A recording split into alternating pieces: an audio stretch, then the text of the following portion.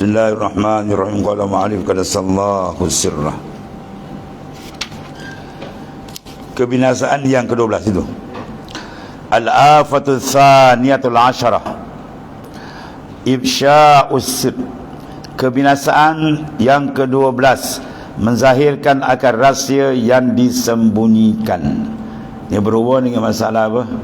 Kebinasaan lidah. Ya, sebab benda ada yang perlu kita sembunyi, tak boleh cerita dengan orang. Rahsia-rahsia, terutama dalam penjara sufi, muka syafatan buka yang cerita. Ya, bercerita je habis tu. Takut keikhlasan dia akan jadi rosak. Sebab dalam suluk lagi lah, warid-warid yang sampai macam-macam, jangan cerita dengan orang. Ya, dengan mursyid dia jangan cerita dengan orang. Bila cerita dengan orang itu makna dia apa? Tak ada siddiq. Kecuali mursyid lain, dia boleh cerita atas dasar banyak, atas dasar imbi'as dan sebagainya, ya, atas dasar al-ba'is dan sebagainya. Itu lain. Ada salik dengan tutup. Kebinasaan yang ke-12, menzahirkan akan rahsia yang disembunyikan. Wa huwa manhiyun anhu lima fihi minal izai wa tahawuni bihaqqil ma'arifi wal asdiqai. Dan dia itu ditegah oleh syarak daripada menyatakan rahsia, kerana ia dalam yang demikian itu setengah daripada menyakiti akan muslimin. Contoh rahsia-rahsia dalaman dia itu jangan dibuka, memalukan dia, dan mempermudah dengan hak bertaulan.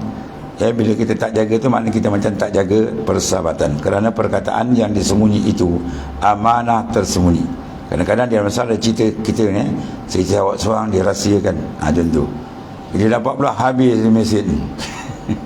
Ya, salah tu. Maka kalau dizahirkan pada orang lain, nasihat ia khianat. Sebab dia telah berjanji simpan rahsia ni, jangan cerita dengan orang lain. Akan amanah orang, seperti sabda Rasulullah SAW, al-hadisu bainakum amanatun. Al-hadis bainakum amanah. Perkataan yang tersembunyi antara kamu itu amanah. Mana dia tak suka orang tahu, dia beritahu kita je seorang, dah kita diam je lah. Jangan cerita dekat orang lain. Yang ni pertaruhan, maka jangan kamu nyatakan kepada orang lain, sebab membawa kepada masalah, ada kala maruah dia dan sebagainya. Dan lagi sabda Rasulullah SAW, iza haddasar rajul bihadisin summal tafata fahiyah amanah. Apabila bercerita oleh seorang laki-laki akan seorang dengan satu cerita yang tersembunyi, macam cerita benda rahsia, bila orang cerita kat kita, maka berpaling ia daripadanya, maka itu amanah. Bila dibalik, dia berpisah kita, maka kita sedang memegang amanah. Mana rahsia dia kata jangan cerita, kita pegang. Kepada dia, maka jangan kamu khabarkan cerita itu kepada orang lain. Kalau dia khabar, mana dia khianat. Dan kata Syekh Hasan Basri rahimahullah ta'ala, inna minal khianati an tuhaddisa bisirri akhi. Sengaja daripada khianat, bahawasanya engkau menceritakan dengan rahsia saudaramu kepada orang lain. Ya, mungkin masalah peribadi dia, kita rapat dengan dia, dia ceritalah, minta tolong bagi pandangan, tapi jangan cerita orang lain kata. Ya, ini tak sempat berapa langkah kau pergi, dia bersusuk. Dia pergi sana, heboh sana, tu khianat yang gelek, dosa sebab amanah. Dan kata Imam Ghazali rahimahullah ta'ala, fa ifsya'us sir khianatun wa huwa haramun iza kana fihi idrarun wa lu'mun illam yakun fihi idrar. Maka ada tafsiran sini. Maka menzahirkan, mana kita menyatakan, menceritakan akan rahsia itu khianat, satu. Dan ia hukumnya haram jika ada di dalamnya itu membawa mudarat. Maknanya kalau kita buka cerita ni bawa mudarat besar, maka haram kita buka. Dan dia itu kecelaan, dipanggil lu'm, jika tiada membawa mudarat. Kita cerita tak ada mudarat apa, tapi itu masuk kekejian, sebab dia dah kata jangan cerita benda tu. Jadi simpan dia sebagai amanah daripada dia. Ada orang bercerita tu amanah, jangan kita ceritakan sembarangan. Satu yang paling bahaya lagi, tokok dan tambah. Orang tu cerita sejengkal, dia bawa dua depa. Dia tambah-tambah dan lain cerita jadi. Kadang boleh bawa perbalahan, permusuhan yang bukan-bukan. Itu di antara kebinasaan yang ke-12. Kebinasaan yang ke-13, al-afatus salisata asyarah al-wa'dul kazib. Dan lidah juga punya kebinasaan yang ke-13 ialah dusta kazib, yakni menyalahi akan janji. Wa huwa manhiyun anhu wa zalika min amaratin nifaq. Dan itulah berbohong ni ditegak oleh syarak. Dan yang demikian itu setengah daripada alamat orang munafik. Bayangkan ni, munafik kalau kedua munafik asal dia duduk bawah neraka, ya zabillah. Dan biasa orang kena benda bila dia tertekan, dia buat salah, bila orang nak tahu dia berbohong. Ada kata gini-gini, habis tu ya, laknat Tuhan dapat kan, la'anallahu 'alal kazibin, laknat Allah atas orang berdusta. Dan bila kita dilaknat, qalbi dilaknat, habis gosaan, akhirnya jauh-jauh dengan Tuhan, ya, dan dia tak apa kuat kontak dengan Allah Ta'ala, dan mula ada cuai dan sebagainya. Itu bahaya sampai yang menunggu mereka kata bertobat neraka di akhirat, wala yazbillah. Betul Syekh Abdul Qadir Al-Jailani ketika dia keluar dari rumahnya menimba ilmu, di antara satu pesanan ibunya kepada dia, kau jangan berdusta dalam apa keadaan pun. Jangan berdusta. Tiba-tiba tengah jalan perompak tahan dia. Bila perompak tahan dia, perompak tanya, ada duit tak? Ada. Orang biasa lain kata tak ada, mana ada, saya dah bawa duit. Ada. Kat mana? Sini. Dia tunjuk. Jadi perompak tu terperanjat, aku mengumpat selama ni orang tak mengaku dan tak tunjuk, ni siap mengaku, siap tunjuk. Wah, lain macam ni. Pasal kau beritahu perompak tu boleh. Kata ibuku berpesan padaku, jangan sekali-kali berbohong sebab mendatangkan murka Allah Ta'ala. Terus terketuk bila hati perompak tu, dia bertobat perompak. Dengan sebab tu ringkas dia, perompak tu bertobat tu, menangis dia dan ada jadi orang saleh. Masya Allah, ya.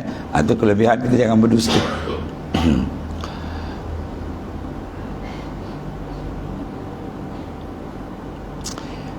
Dan lagi firman Allah Ta'ala, ya ayyuhallazina amanu awfu bil uqud, wahai orang beriman, sempurnakan oleh kamu dengan perjanjian kamu. Apa saja perjanjian hendaklah disempurnakan maknanya.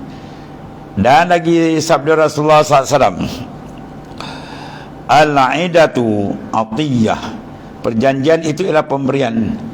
Mana bila kita berjanji, mana satu pemberian kita ambil, bagaimana kita kena apa, jaga. Dan lagi sabda Rasulullah SAW, salasun man kunna fihi fahuwa munafikun wa insama wa salla wa za'ama annahu muslim, iza haddasa kazab, wa iza wa'ada akhlaf, wa iza atumila khan. Barang siapa ada daripadanya tiga perkara ni, maka iaitu munafik wala yazabillah. Dan jikalau ada ia puasa, sembahyang, mendakwa bahawa dia muslim sekalipun, sifat tu dia kena. Dan apa dia penyakit dia? Pertama, apabila bercerita nyata berdusta.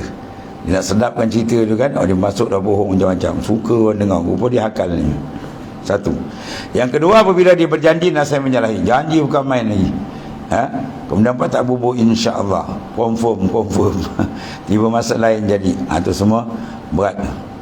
Dan ketiga, apabila dipercayai memberi amanah, nasihat khianat dia. Maka sifat munafik, ya. Dia munafik ada dua, satu munafik i'tiqadi, satu lagi munafik amali. Munafik i'tiqad yang mendalam kalbi dia tak ada iman, izharul iman wa idmar kufrah, dia zahirkan iman padahal dia tak beriman pun, macam Abdullah bin Ubay bin Salul dan yang sejalan dengan dia. Satu lagi nifaq amali, iman dia ada tapi amal itu tak elok, itu panggil nifaq. Kerana dia menyalahi janji dengan Allah, Tuhan suruh buat baik, dia buat jahat padahal iman dia masih kuat. Itu dipanggil nifaq amal. Maka dia tak termasuk dalam makna yang masuk dalam neraka selamanya, bawah tu tak, ya. Itu dia antara perkara yang diberi perkhabaran oleh baginda sallallahu alaihi wasallam. Dan satu lagi kebinasaan ke-14, alafatul rabi' al-ashar al-kazib bi qawli wal yamin wa huwa min qaba'ihi dzunub. Kebinasaan yang ke-14 ialah bahawa berdusta dalam perkataan dan berdusta dalam bersumpah. Ada lagi bahaya. Bersumpah tu macam-macam hal jadi kan, tiba-tiba dia dusta, masya-Allah banyak problem berlaku. Itu setengah daripada dusta yang terlebih keji, ya, dalam bersumpah ni. Ruwiya anna Abu Bakar As-Siddiq radhiyallahu anhu kana yakhutubu ba'da wafati Rasulullah sallallahu alaihi wasallam, faqala qama fina Rasulullah sallallahu alaihi wasallam, ya, maqami hadza aman awwali summa baka, wa qala iyyakum wal kadzib fa innahu ma'al fujur wa huma bin nari wal ayazubillah. Riwayat daripada Sayyidina Abu Bakar setengah daripada sahabat Nabi SAW, Abu Bakar As-Siddiq radhiyallahu an, ia membaca khutbah kemudian daripada wafat baginda sallallahu alaihi wasallam bagi khalifah pertama.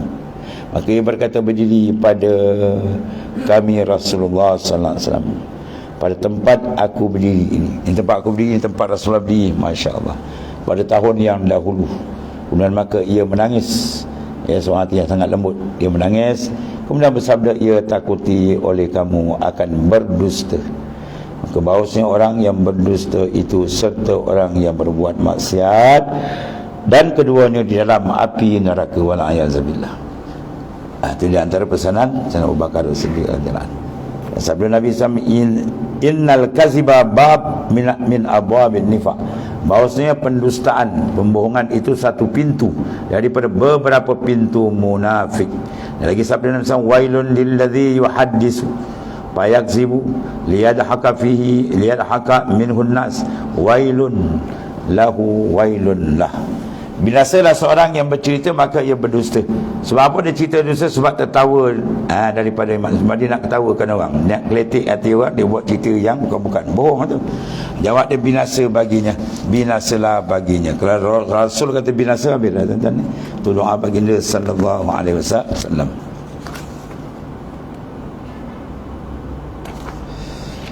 Dan kemudian sabda Rasulullah SAW, al-kazib yang kusur rizq. Berdosa itu menghilangkan atau mengurangkan akan rezeki. Ya, terutama kalau berniaga terang. Jadi bohong aja sekali je lah, lepas tu orang tak datang kedai. Dia kata barang original, kata. Cari satu Melaka pun tak ada. Kau cari kejap kedai depan ada. Melambak barang. Tengok-tengok lah, barang dia mahal, yang ni murah. Barang dia pula rokok, yang ni ori lagi. Lepas tu jawab dia orang tak masuk kedai, tutup itu. Dan kena bohong kali orang berniaga, jangan tak. Sebab berniaga sangat penting amanah. Kalau kita amanah, orang suka kan, ya. Dia datang ke mana pun dia akan cari. Itulah maksudnya cantiknya sifat amanah. Tapi kalau dia bohong sekali, dia bilang pakai orang tak pergi, maknanya rezeki dia pun akan terjejas. Allah Ta'ala jadikan begitu. Itu di antara kelebihan sifat as-siddiq mengikut perjalanan Rasulullah SAW. Wallahu a'lam. Bismillahirrahmanirrahim. Alhamdulillah. Sayyidina Muhammad. Wa inna khairal kulluhu bil antum. Alhamdulillah. Sallallahu alaihi wasallam.